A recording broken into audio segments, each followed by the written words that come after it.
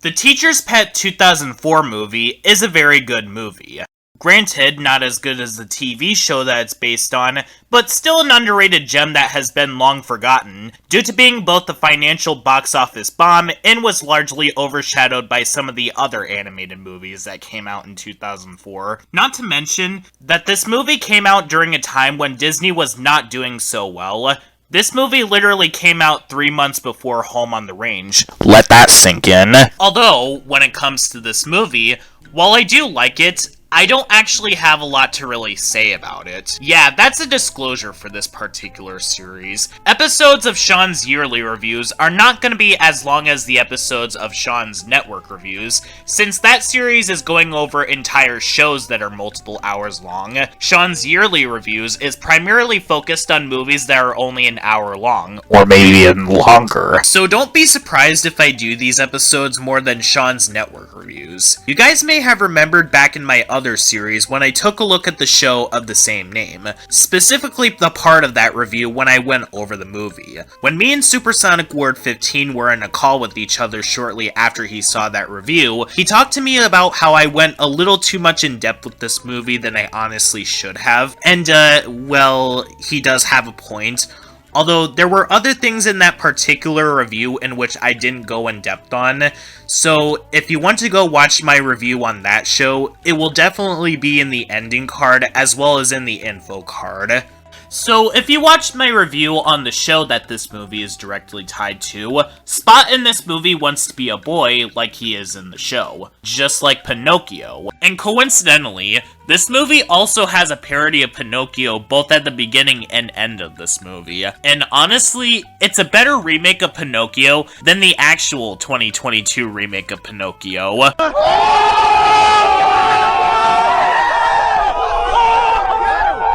Anyways, it's the last day of school, and on the last day, Mary Lou is invited to an award ceremony all the way in Florida, but dogs are not allowed in Strickler's van that he lends to Mary Lou, so Spot can't come. After this, Spot accidentally changes the channel on the TV that Pretty Boy, Mr. Jolly, and the house sitter are watching, and discovers that a mad scientist by the name of Dr. Ivan Crank can turn animals into humans. So Spot dresses up as Scott and goes all the way to Florida with Leonard so his dream could come true. Spot makes his dream come true. He has regrets after a fight. Spot changes back. The characters sing a song. The end. Yeah, much like what I said in the beginning, Sean's yearly review episodes are not going to be that long because these are hour-long movies, and the original intention for this series was to be the equivalent of Disney-cember, but it isn't designated towards a specific studio, and it isn't for a specific month. But unlike other animated movies in Sean's yearly reviews, there are quite a bit of things to talk about with this movie, both good and some bad here and there. Let's get the good things out of the way first. This movie can get very funny at times. My favorite joke is the one at the very beginning of the movie, where Leonard says that he's going to spend the summer with his best friend while holding up a picture of Spot, only for Spot, while being dressed up as Scott, to throw out said picture and lay a bigger picture frame of him dressed up as Scott and Leonard standing together on the desk in front of Leonard. Strickler announcing what Mary Lou won as if it's a game show is very clever too. I also noticed that there's a bit of dark humor snuck into this movie that a lot of younger viewers might not notice, such as the fact that Dr. Ivan Crank's address has the number 666. That was also very clever and sneaky.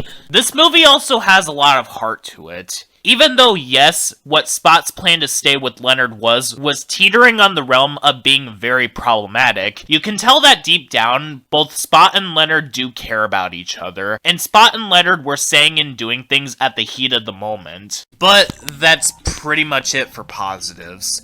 As I stated in my review on the television series, the writing in this movie is definitely the weakest element of it, as the movie does feel like it was intended to be a TV movie or a straight-to-video movie, kind of like what happened with Doug's first movie, but like Doug's first movie, it was sent to the big screen at the last second. Not to mention, something that I forgot to bring up in my review on the TV show is that the pacing feels kind of unbalanced at parts. As the beginning of the movie is very frantic and fast, but then around the time when the characters get to Florida, the movie starts to become a little slow at some points. I also kind of question how much time passes between some of these sequences. At the beginning of the movie, Ian mentions that he's grounded for a week for hacking into a palace, and then a week afterwards, he would be going over to his uncle's house, who just so happens to be Dr. Ivan Crank. And then when Spot and Leonard go over to his place, they meet up with Ian. But the movie is shot in a way to feel as if the characters went to Florida, and both Spot and Leonard met up with Dr. Ivan Crank all in one day. And the movie doesn't really give a time frame of how much time passes, which does lead to a bit of confusion whenever the characters mention that in no time they'll be going home, when the movie states that Leonard and Mary Lou are going to Florida for only 2 weeks. The animation and parts of this movie do also indicate that this movie being sent to the big screen was a last-minute decision, as the movie feels like a TV special or movie to end out the series, rather than a movie that was intended to be sent to the big screen,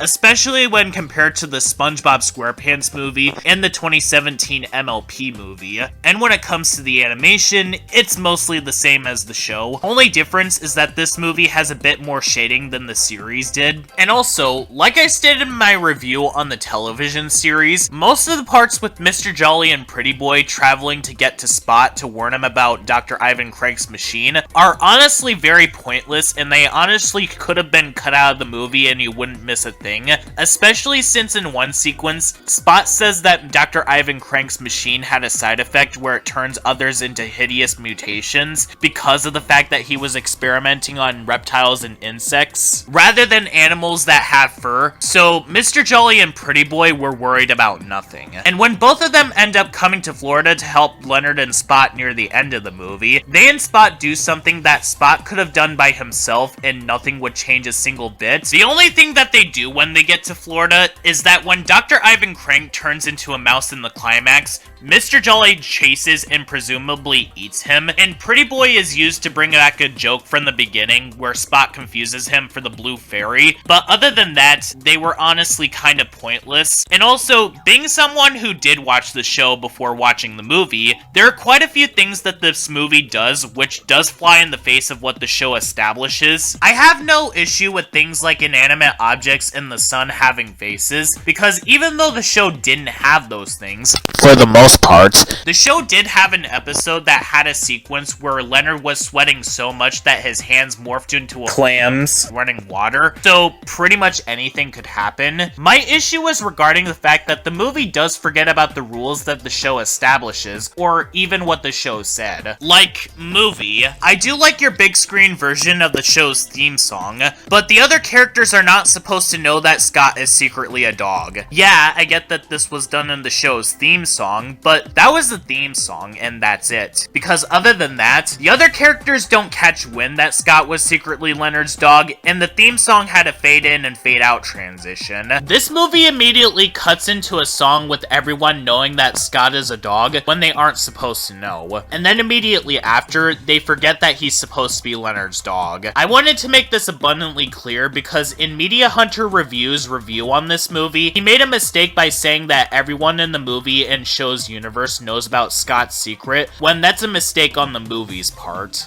Now, these moments where the movie breaks the show's rules are not done nearly as bad as it's done in Robot Boy, because you could argue that this movie didn't intend for this to happen, whereas with Robot Boy, it breaks its own rules frequently while preaching about keeping Robot Boy a secret, to the point where it feels like it's being intentionally done to baffle the audience. Also, remember when the show had an episode called Being Mrs. Leadready, where at the end, Spot realized that Mary Lou is his mother? Well, in this movie, an idea that Spot comes up with in order to stay with Leonard is by becoming Leonard's stepfather and marrying Mary Lou, whom is not only Leonard's mother, but also his own mother. Which does come off as being extremely questionable, since this movie also made references to Being Mrs. Leadready by having Spot dress up as Scott's mother to convince Mary Lou to take Scott to Florida. And in that exact same episode, Spot learned that Mary Lou is his mother, and yet he wants to marry his own mother in this movie. And Spot makes things more awkward by referring to Leonard as his son. You know, Leonard's own dog. and you honestly can't blame Leonard for getting as angry as he did, especially when his own dog and best friend is now referring to him as his son. Not to mention the questionable decision of Spot wanting to get together with his own mother. But with all that being said, while The Teacher's Pet movie is not the greatest thing in the universe, heck, I consider the TV show to be better, it is very enjoyable. Heck, I wouldn't even consider this the best animated movie that was released in 2004, considering the fact that 2004 was a really great year for animated movies. Where does The Teacher's Pet movie fall among these? I'd say 4th place. Not as good as either Shrek 2, The Incredibles, or the SpongeBob SquarePants movie, but better than the Polar Express. The Teacher's Pet movie does have quite a bit of problems, and while some of them are things that it sort of breaks the show's own rules for, like the fact that the other characters know that Spot is Leonard's dog, or that beyond questionable sequence with Spot being in love with Mary Lou,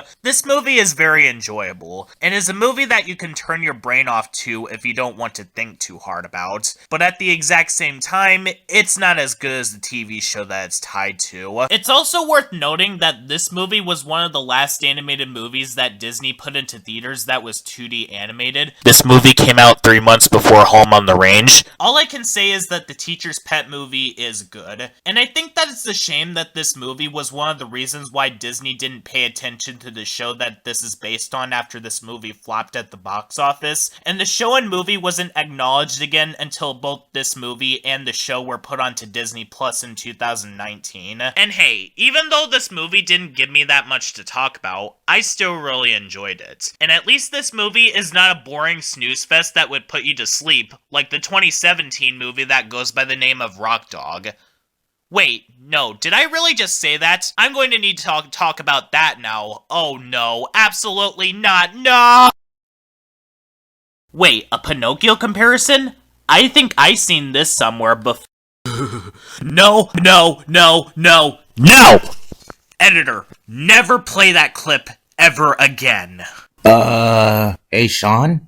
You're the editor of this video. Oh yeah, never mind that then.